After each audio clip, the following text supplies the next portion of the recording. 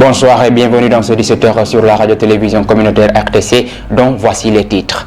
Au sommaire de cette édition protection civile, le Promoged et la SONAZ ont organisé une session de formation sur les gestes de premier secours, réunissant ainsi 22 récupérateurs et 4 agents de la SONAZ.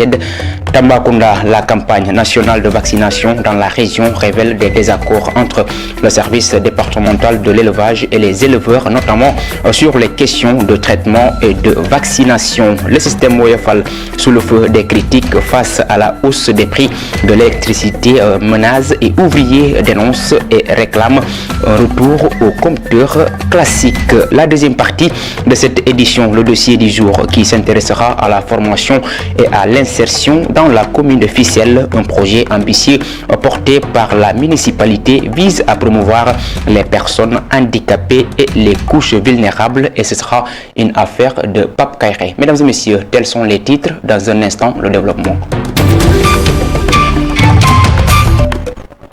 Bienvenue dans cette édition. Comme je le disais tantôt, le projet de promotion de la gestion intégrée et de l'économie des déchets solides au Sénégal, le Promoged, a organisé un atelier de formation sur les gestes de premier secours. L'activité a regroupé 22 récupérateurs ainsi que 4 agents de la SONAZ et du Promoged. La session avait pour objectif de renforcer la sécurité des acteurs ou bien dans leurs activités. Compte rendu Maïfaï. Comme toutes les décharges, Mbebes présente des risques manifestes pour ceux qui y travaillent. Nous travaillons sur une zone à risque avec les déchets, mais une zone aussi à hauteur avec tout ce que cela peut comporter comme risque sur la santé. Mais aussi nous travaillons quelquefois dans la fumée et aussi avec les risques d'accident que cela comporte. Le Promoged a jugé essentiel de fournir aux récupérateurs une formation dans le cadre de l'amélioration des conditions de travail et de sécurité. Il y a des acquis qui sont là, des outils primaires de secours qui peuvent aider au quotidien au niveau du lieu de travail qui est la décharge, mais aussi dans l'environnement autre que la décharge, à savoir dans nos ménages, dans les foyers. Mais à chaque fois, on peut être confronté à des accidents de la route, un malaise. On peut être confronté à un accident suivant le lieu où nous sommes. Et cette formation tire toute son importance du fait qu'elle peut apporter des gestes, qu'elle peut apporter les secours nécessaires en attendant que les secours accrédités puissent venir. Et de ce fait, on peut sauver des vies. Cet atelier de renforcement des capacités centré sur les gestes de premier secours a été largement approuvé par les bénéficiaires. Nous avons appris comment arrêter une hémorragie, nous avons appris comment réanimer une personne sous pluie, nous avons aussi appris comment mettre une personne en position de latéral de sécurité. Ce qui fait que on ne saurait jamais remercier le Promoged. Cette initiative s'inscrit dans les mesures innovantes mises en œuvre par le Promoged pour protéger les récupérateurs contre les risques de blessures ou de maladies liées à leurs activités quotidiennes sur la décharge. Maïfaï, le ministre de l'Environnement et de la Transition écologique Daouda Ngom a rendu visite aux bénéficiaires des centres de ressources de Ficelle relancés pour soutenir les personnes vulnérables, notamment celles vivant avec un handicap dans la fabrication de chaque. Il a salué les initiatives du centre et a promis de les accompagner dans leurs efforts. Ces propos ont été recueillis par Pape Kairé. Ça joue un rôle très important dans l'inclusion sociale parce que quand vous prenez des handicapés qui souvent sont réduits à la mendicité, vous les formez, vous leur donnez un travail, ça vraiment c'est une activité très noble.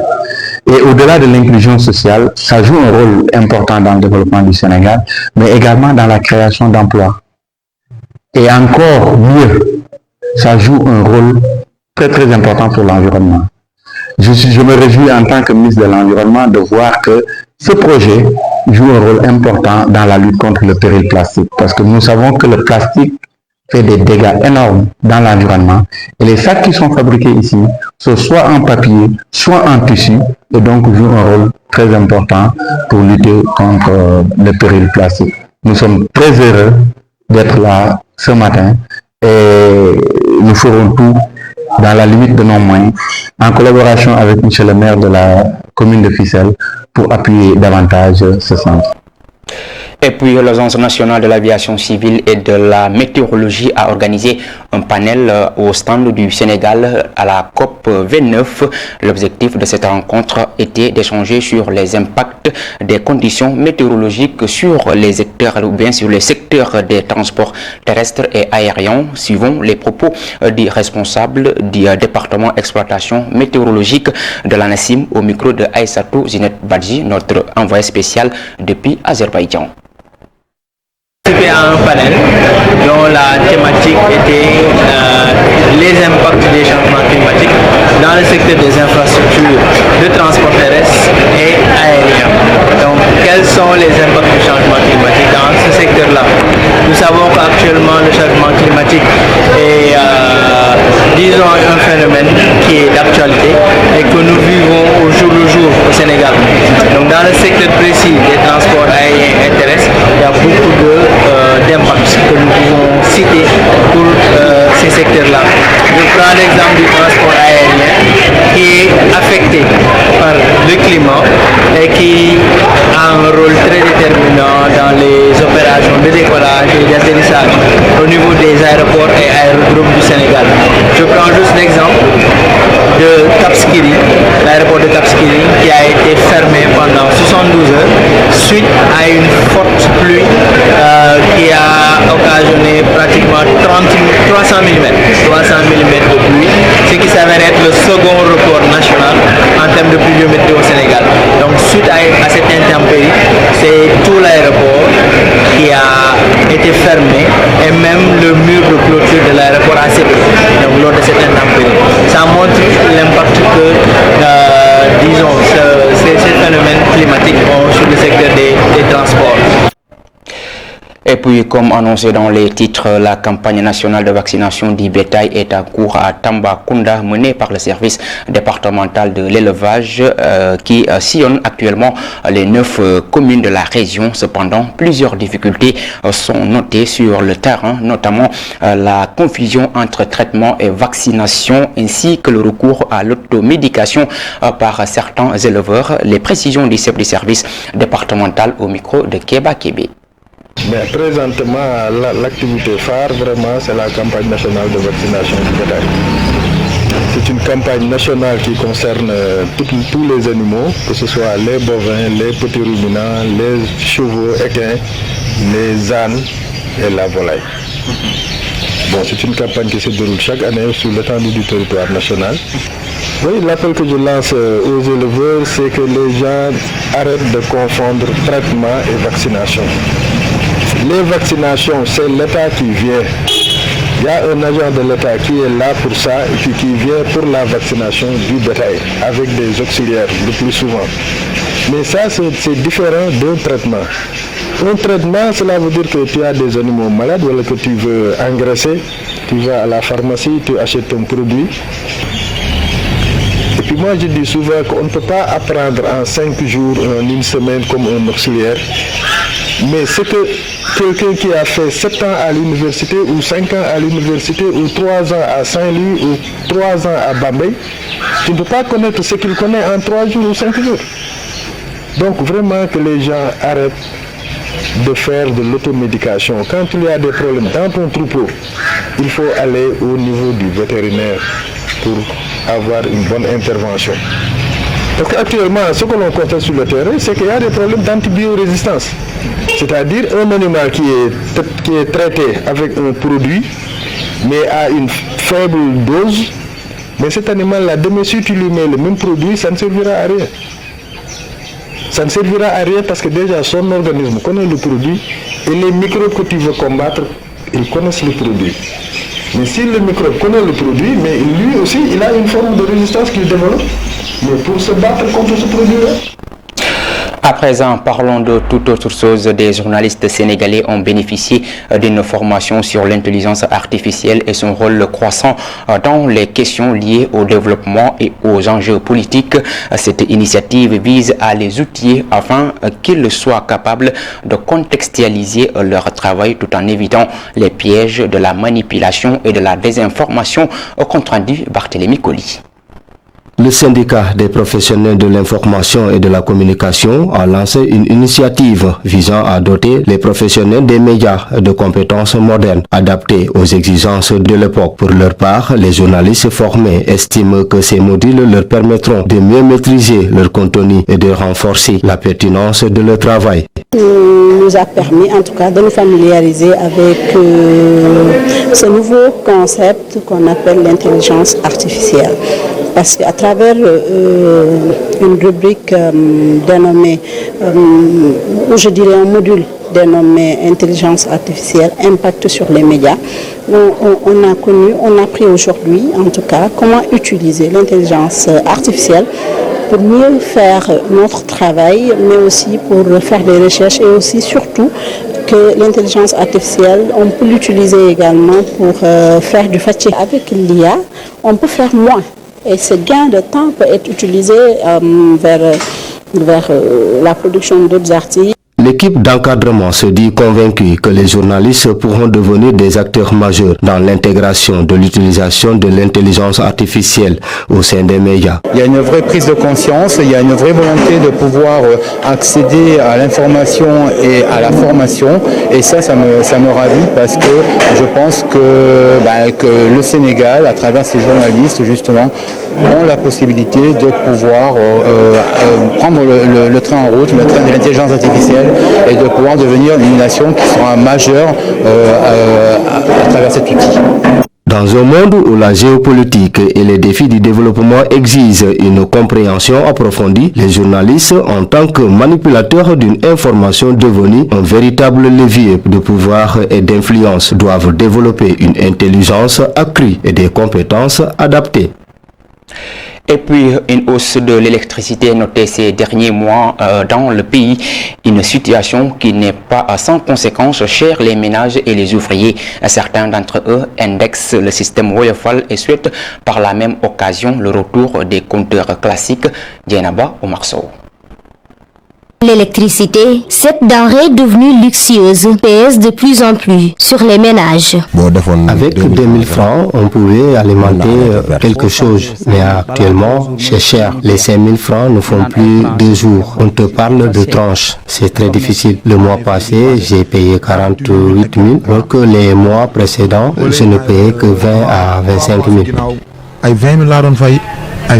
Les usagers expriment leur incompréhension face aux fluctuations tarifaires et pointent du doigt le système de prépaiement, communément appelé Woyofal au Sénégal. Si je pouvais, je retournerais au compteur classique.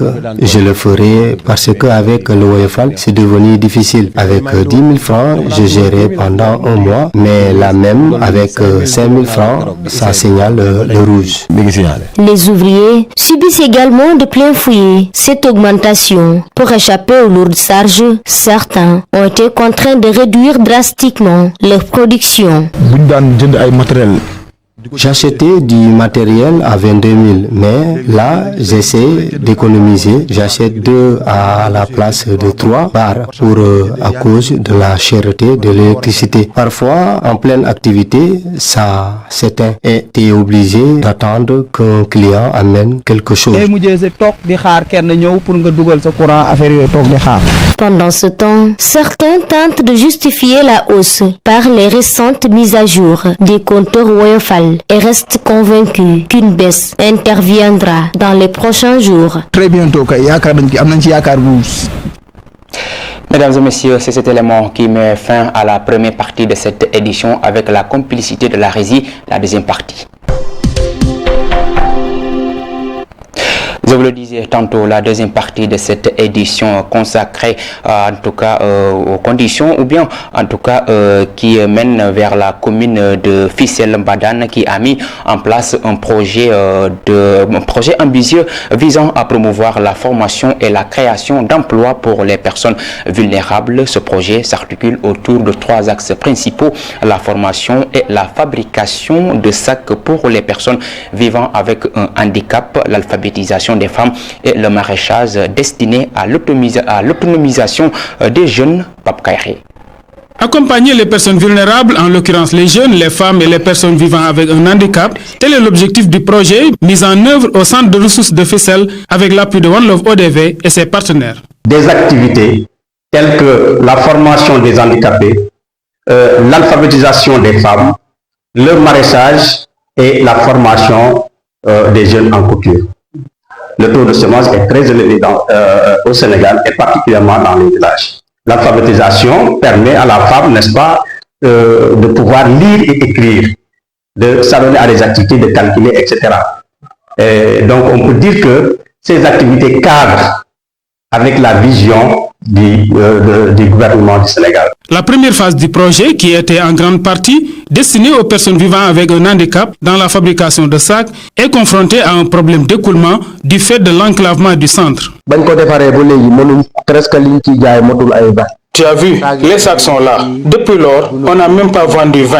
Ils commencent à être envahis par les fourmis. Il faut que vous réfléchissiez sur comment produire et comment vendre pour qu'après la formation, qu'il n'y ait pas d'arrêt. Si après la formation, on produit pour les mettre dans les armoires, il n'y aura pas de profit pour les handicapés. Parce que vraiment, si tu regardes bien, les associations handicapées qui se sont développées, ce sont les autorités de la localité qui les appuient.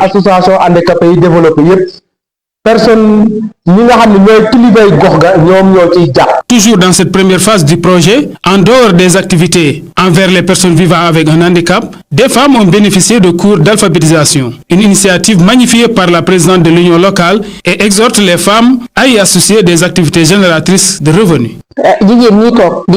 Ces femmes assises là et qui font l'alphabétisation, si elles arrivent à bien lire et écrire, qu'elles puissent écrire clairement leur nom, et j'en suis persuadée qu'elles le peuvent. Ce qui reste, c'est la fonctionnalité de l'alphabétisation. Comme on fait avec les handicapés, vous pouvez le faire aussi en fabriquant des savons de lessive, des savons médicinaux, de l'eau de javel et venir exposer sur des tables. La réussite de ce projet est liée en grande partie à l'implication de la collectivité territoriale qui a mis non seulement à disposition le centre de ressources, mais compte accompagner les activités. La mairie a mis en place en disposition un terrain qui est en dérapage. Et ce terrain permettra donc non seulement aux handicapés, mais presque à toute la communauté de pouvoir faire des activités de maraîchage. Et dans un premier temps, donc nous allons essayer de voir au niveau de Fissel, est-ce qu'on peut trouver un endroit où ils vont mettre les produits, et au niveau du marché hebdomadaire de Mbadane aussi. Donc nous allons essayer de trouver un endroit où ils vont exposer les produits. Ce genre d'initiative mérite d'être accompagné car ça peut contribuer à lutter contre l'exode rural, mais aussi permettre aux personnes vivant avec un handicap de gagner dignement le... Merci à vous, Pape Kairé. Mesdames et messieurs, c'est d'ailleurs cet élément qui met fin à cette édition sur la radio-télévision communautaire RTC. Merci de l'avoir suivi. L'information continue sur www.iracsenegal.sn. Au revoir.